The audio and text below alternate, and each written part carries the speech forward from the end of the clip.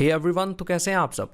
एक बहुत बड़ी न्यूज़ जो कि ऑनरेबल सुप्रीम कोर्ट की साइड से निकल कर आ रही है कि ऑनरेबल एपेक्स कोर्ट अब एक ऐसे टॉपिक पर हियरिंग शुरू करने जा रहे हैं जिसे आज तक इंडिया में लीगल रिकॉग्निशन नहीं मिली, सेम सेक्स मैरिज।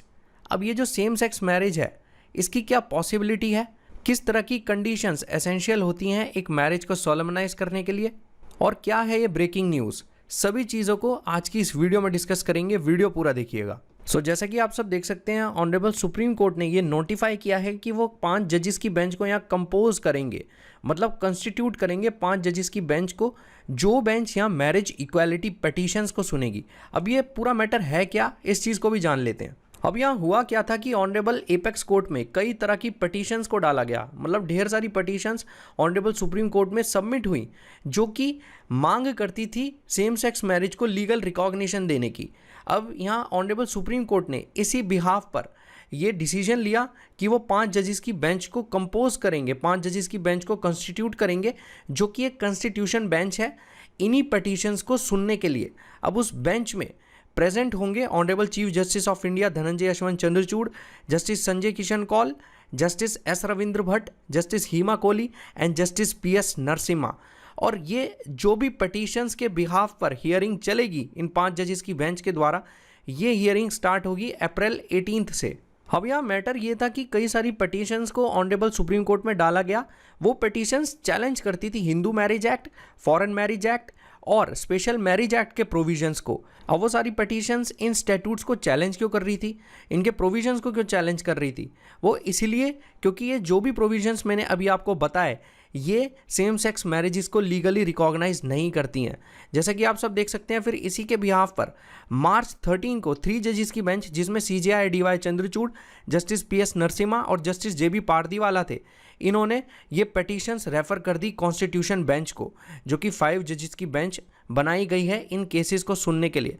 अब यहाँ देखने वाली चीज़ ये है कि हाई कोर्ट में भी ऐसे कई सारे मैटर जो कि सेम सेक्स मैरिज को लीगली रिकॉग्नाइज करवाना चाहते हैं वो पेंडिंग पड़े थे, जिन्हें बाद में सुप्रीम कोर्ट में लाया गया और जिन मैटर्स को रेफर कर दिया गया 5 जजेस कॉन्स्टिट्यूशन बेंच को। ये बहुत इंपॉर्टेंट चीज़ है इस कंटेक्स्ट में। जैसा कि मैंने आपको अभी तक बताया कि कई तरह की प्ली फाइल हुई ऑनरेबल एपेक्स कोर्ट में सेम सेक्स मैरिज को लीगली रिकॉग्नाइज करवाने के लिए, लेकिन मार्च में यूनियन गवर्नमेंट एक काउंटर एफिडेविट फाइल करती है उन्हीं प्लीज को अपोज करने के लिए। और यूनियन गवर्नमेंट यहाँ ये कहती है कि सेम सेक्स मैरिजेस को लीगली रिकॉग्नाइज करना या ना करना, इस चीज़ को लेजिस्लेचर डिसाइड करेगा। और जहाँ तक बात रही स्टैट्यूटरी रिकॉग्निशन ऑफ मैरिज, मतलब मैरिज की स्टैट्यूटरी रिकॉग्निशन को, तो वो हमेशा से हेट्रोसेक्सुअल ही रही है।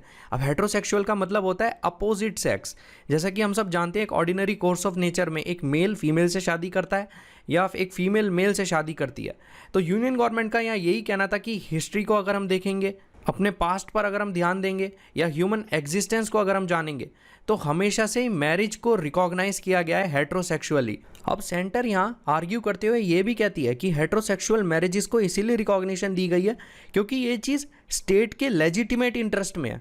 मतलब अभी तक जो ऑर्डिनरी कोर्स ऑफ नेचर में मैरिजेस होती थी, जैसे कि मेल एक फीमेल से शादी करता था या फीमेल एक मेल से शादी करती थी, तो ये चीज़ स्टेट के भले के लिए ही है, इसलिए इस चीज़ का एग्जिस्टेंस अभी तक है, ये कहना था यहाँ यूनियन गवर्नमेंट का। वहीं सेंटर इस कंटेक्स्ट में अपनी बातें रखते हुए एक इंपॉर्टेंट चीज़ यहाँ मेंशन करती है। सेंटर ये चीज़ बोलती है कि अगर हम सेम सेक्स मैरिजेस को लीगल रिकॉग्निशन नहीं भी देते तो इससे फंडामेंटल राइट्स पर कोई फर्क नहीं पड़ेगा, और कोई फंडामेंटल राइट्स जो कि part 3 of the Indian constitution carry करता है वो ब्रीच नहीं होंगे अगर हमने लीगल रिकॉग्निशन नहीं भी दी तो सेम सेक्स मैरिजेस को। तो अभी तक हम ये तो जान चुके हैं कि ऑनरेबल सुप्रीम कोर्ट ने इस कंटेक्स्ट में क्या क्या स्टेटमेंट्स कही हैं और यूनियन गवर्नमेंट ने उन चीज़ों को अपोज करते हुए क्या क्या आर्ग्यूमेंट्स रखे हैं। लेकिन अब हमारे लिए ये जानना ज़रूरी है कि अगर हम पर्टिकुलरली बात करते हैं हिंदू रिलीजन की, तो उसमें मैरिजेस की क्या एसेंशियल कंडीशन है एक मैरिज को सोलमनाइज करने के लिए।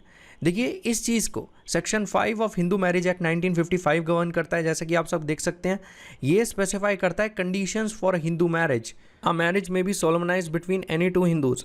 एक मैरिज को तब एक सही मैरिज माना जाएगा 2 हिंदुओं के बीच में जब वो मैरिज इन कुछ कंडीशंस को फुलफिल करेगी जो कंडीशंस नीचे दी हुई हैं। फर्स्ट कंडीशन सिंपली ये कहती है कि मेल और फीमेल जो शादी करने जा रहे हैं उनका कोई लिविंग स्पाउस नहीं होना चाहिए। मान लीजिए मैं हूँ, मैं शादी करने जा रहा हूँ और अगर मेरा कोई लिविंग स्पाउस है, मैंने पहली शादी कर रखी है और मैंने वो शादी डिसॉल्व नहीं की, तो ये चीज़ यहाँ अलाउ नहीं है। ये चीज़ बायगैमी का ऑफेंस माना जाएगा अंडर इंडियन पिनल कोड।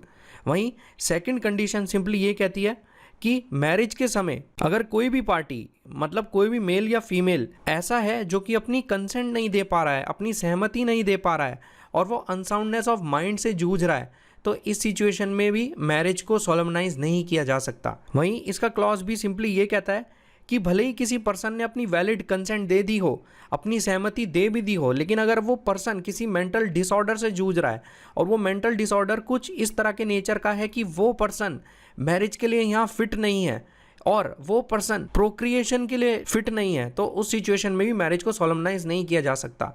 देखिए, प्रोक्रिएशन ऑफ चिल्ड्रन का मतलब होता है बच्चे पैदा करने के लिए अगर कोई पर्सन यहाँ फिट नहीं है या मैरिज के लिए फिट नहीं है किसी तरह के मेंटल डिसऑर्डर की वजह से, तो उस सिचुएशन में भी मैरिज का सोलमनाइजेशन परमिसिबल नहीं है। अब इसका क्लॉज सी सिंपली ये स्पेसिफाई करता है कि अगर कोई पर्सन है जिसे रिकरेंट अटैक्स आते हैं इंसैनिटी के, मतलब पागलपन के अगर किसी को दौरे पड़ते हैं, तो उस सिचुएशन में भी यहाँ मैरिज को सोलमनाइज नहीं किया जा सकता। अब सेक्शन 5 का सबसेक्शन 3 सिंपली ये कहता है कि अगर लड़का है तो उसे 21 ईयर्स ऑफ एज कंप्लीट करने होंगे, अगर वहीं लड़की है तो उसे 18 ईयर्स कंप्लीट करने होंगे मैरिज करने के लिए।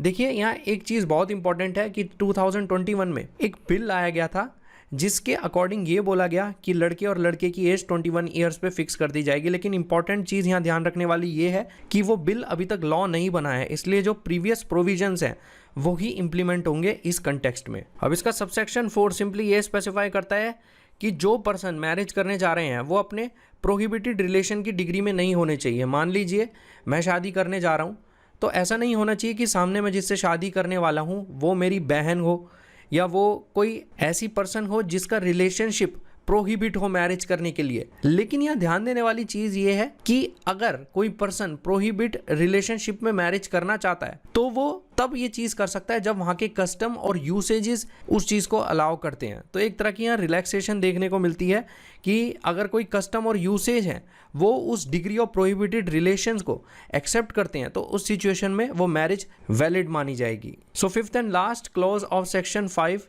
सिंपली ये स्टेट करता है कि दो पर्सन जो मैरिज करने जा रहे हैं, जो कि मेल और फीमेल हैं, वो सपिंडा रिलेशन में नहीं होने चाहिए। देखिए, सपिंडा का सिंपल मीनिंग होता है कि 5 पीढ़ियाँ पापा के साइड की और 3 पीढ़ियाँ मदर के साइड की, उन लोगों में यहाँ मैरिज नहीं हो सकती। ये चीज़ सपिंडा को दर्शाता है। लेकिन अगर वहाँ के कस्टम और यूसेज अलाउ कर देते हैं तो आप इन पीढ़ियों में भी मैरिज कर सकते हैं। ये काफ़ी इंपॉर्टेंट चीज़ है। तो जैसा कि हमने वैलिड मैरिज के एसेंशियल्स और कंडीशंस जो कि हिंदू मैरिज एक्ट में स्पेसिफाई हैं उनको समझा। अब यहाँ ध्यान देने वाली चीज़ ये है कि जो भी कंडीशंस यहाँ दी गई हैं वो लेजिस्लेचर के द्वारा इंट्रोड्यूस की गई हैं इन दैट एक्ट। अब इसी चीज़ के चलते यूनियन गवर्नमेंट भी यहाँ यही कह रही है, यहाँ ये आर्ग्यूमेंट रख रही है कि किसी मैरिज को रिकॉग्नाइज करना और उसके रिलेशन में लॉ लेकर आना, इस चीज़ की जिम्मेदारी लेजिस्लेचर की है और ये सोसाइटी के इंटरेस्ट में ही है कि हेट्रोसेक्सुअल मैरिजेस को यहाँ फेवर किया जाता है इंस्टीड ऑफ होमोसेक्सुअल। अब देखने वाली चीज़ यहाँ ये है कि इसी चीज़ के बिहाफ पर ऑनरेबल सुप्रीम कोर्ट किस तरह की जजमेंट देती है सेम सेक्स मैरिज के लीगल रिकॉग्निशन को लेकर। सो आज की ये वीडियो छोटी होने के साथ साथ इम्पॉर्टेंट इसलिए भी थी क्योंकि ये वीडियो सेम सेक्स मैरिजेस से जुड़े हियरिंग के बारे में हमें बताती है। देखिए, फ्यूचर में इस केस के रिलेशन में जो भी चीज़ें हम लोगों के सामने निकल कर आएंगी उन सभी इंपॉर्टेंट टॉपिक्स को मैं कवर करूंगा और आप लोगों को फुली अपडेटेड रखूंगा। सो मुझे उम्मीद है आज की वीडियो आपको अच्छी लगी होगी। जिस इन्फॉर्मेशन को आप यहाँ गैदर करने आए होंगे वो आपको मिली होगी। Have a great day.